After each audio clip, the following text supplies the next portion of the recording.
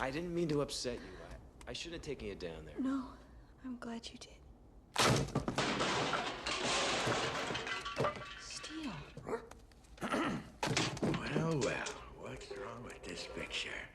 Jenna, join me for dinner. You start at one end, I'll start at the other. And when we get to the middle, well, you tell me. All right, Steel. No, Balto.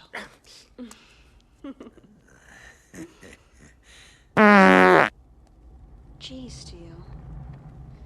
I have to admit your offer is very tempting. It is.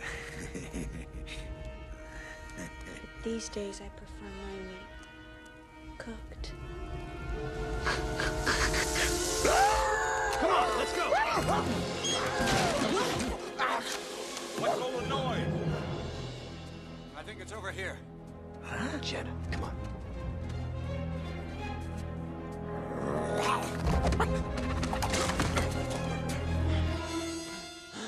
Looks like Balto's found his way into your meat locker. It's a good thing Steele was here. Good boy, Steele.